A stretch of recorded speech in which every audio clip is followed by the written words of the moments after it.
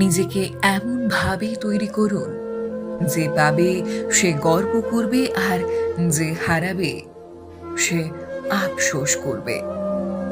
সৌন্দর্য মানে নগ্নতা নয়, শিক্ষা মানে ইংরেজি নয়।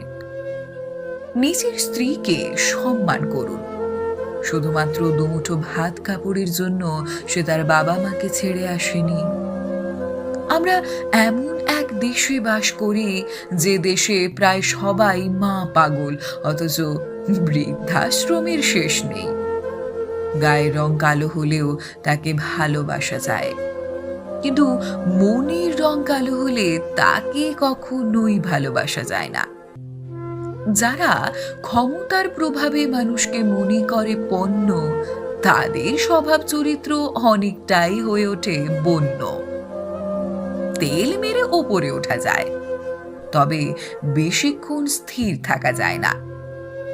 পরিশ্রম করে নিজের যোগ্যতায় উপরে উঠুন, আপনার স্থায়িত্ব নিশ্চিত।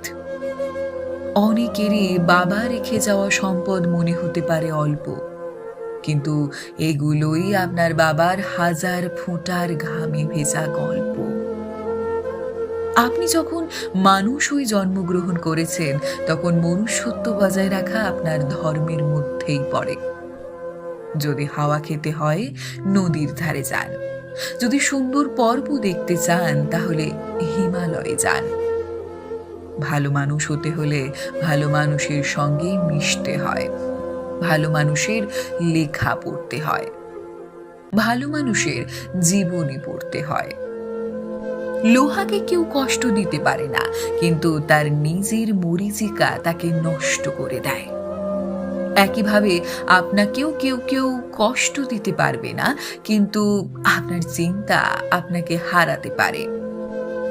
কপালে অবহেলা লেখা থাকলে হাজার চেষ্টা করেও ভালোবাসা পাওয়া যায় না। স্বামী ঘরে থাকুন, দেখবেন অনেকেই আপনার স্বপ্ন দেখবে, কিন্তু ডিভোর্স হয়ে গেলে সবাই ভোগ করতে চাইবে, বিয়ে করবে না। যে সংসারে শাশুড়ি পুত্রবধূর সাথে কারণে অকারণে প্রতিনিয়ত ঘ্যানোর করে, ধনী পরিবার হলেও সেই সংসারে শান্তি থাকে না। নারীর বয়স আর পুরুষের ইনকাম কখনো জিজ্ঞেস করতে নেই। এর সবচেয়ে বড় কারণ বোধহয় এটাই, নারী কখনো নিজের জন্য বাঁচে না, আর পুরুষ কখনো নিজের জন্য খাটে না। কেউ ব্যস্ত নয়। যার আপনাকে যতটা প্রয়োজন, সে আপনাকে ততটাই গুরুত্ব দেবে।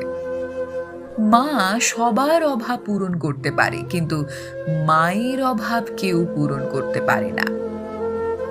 জগতে কোনো সম্পর্ক কি স্থায়ী নয়? একদিন না একদিন কি সব সম্পর্ক বিচ্ছিন্ন হয়ে যাবে? মৃত্যুই বোধহয় তার আসল প্রমাণ। জামা কাপড় আর রিলেশনের মধ্যে মিল একটাই, পুরনো হলেই অবহেলা বাড়ে। আসলে স্বামীর চেয়ে আপন কেউ হয় না। নির্দিষ্ট একটা বয়সের পর বাবা মার কাছেও মেয়েরা বোঝা হয়ে যায়, কিন্তু স্বামী নামের মানুষটা আমৃত্যু পরিশ্রম করে যাতে তার স্ত্রীকে ভালো রাখা যায়। বাচ্চাদের হাঁটতে শেখান, হেরে আবার দৌড়তে শেখান। দৌড়তে গিয়ে পাশের বন্ধু হোঁচট খেলে টেনে তুলতে শেখানো, ভাগাভাগি করে খেতে শেখান। বন্ধুর পাশে থাকতে শেখান। অন্যায় করলে শাস্তি দিন, প্রাপ্তি বুঝুক, অর্জন করা বুঝুক, সম্পত্তি আর সম্পদের পার্থক্য বুঝুক। পৃথিবীতে একটি মাত্র হোটেল আছে যে হোটেলে থাকা খাওয়ার বিল দিতে হয় না, আর সেটা হলো বাবা মায়ের হোটেল। আক্ষেপের বিষয় হলো, হোটেলের মালিকানা যখন ছেলে পায়, তখন অধিকাংশ মা বাবাই সেই হোটেলে থাকা খাওয়া অধিকার হারিয়ে ফেলেন, যা মোটেই কাম্য নয়। মেয়েদের সবচেয়ে বেশি আনন্দ হয় যখন ঝগড়াতে স্বামীকে হারাতে পারে। স্বামীর পরাজিত মুখ স্ত্রীর কাছে যুদ্ধে জয়ের মতো। ছাত্র যদি ভালো হয়, স্কুলে কোনো সমস্যা নয়, নামি দামি স্কুল, যত অহংকার মনে বাড়ায় তত। প্রাথমিকই যারাই পড়ে তারাই কিন্তু দেশটা গড়ে। টাকা একটাই কথা বলে, যদি আজ তুমি আমাকে বাঁচিয়ে রাখো তাহলে আমি তোমায় কাল বাঁচাবো। যত সম্ভব শান্ত থাকার চেষ্টা করুন এবং অল্প কথা বলুন। আপনার হৃদয় দেখবেন নীরবতা আসবে, আপনার মন প্রশান্তিতে ভরে উঠবে। বয়স যতই হোক, আনন্দ করতে ভুলবেন না। কেউ বয়সে বুড়ো হয় না। মনে আনন্দ ও খুশি না থাকলে কম বয়সও বৃদ্ধ হয়ে যায়। যখন মানুষ চিনে যাবেন তখন মানুষের সাথে মিশতে ইচ্ছে হবে না। আপনি মরার পর কেউ আপনার চেহারা নিয়ে আলোচনা করবে না, আলোচনা করবে আপনার উত্তম চরিত্র নিয়ে। তাই চেহারা নয়, আপনার চরিত্র সুন্দর করুন। প্রদীপ কখনো নিজের সম্বন্ধে বলে না, তার প্রকাশিত আলোয় তার পরিচয় দেয়।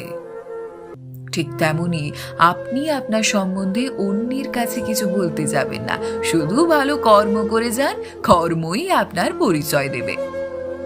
জীবনের প্রথম প্রেমটা সব সময় রিয়েল হয়, কিন্তু সেটা ভুল সময়ে এবং ভুল মানুষের সাথেই হয়।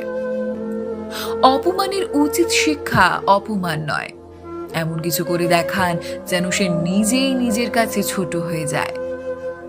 জীবনকে বেশি বিশ্লেষণ করতে যাবেন না, এটা জীবনকে আরো বেশি করে জটিল করে তুলবে। হায়রে টাকা, তুই থাকলে কাঠের পুতুলও কথা বলে, আর না থাকলে রক্ত মাংসের মানুষও মুখ ফিরিয়ে নেয়। মানুষ একাকী বেঁচে থাকতে পারে না, কারণ মানুষ সামাজিক জীব। তাই প্রায় প্রত্যেক মানুষের সঙ্গীর প্রয়োজন হয়।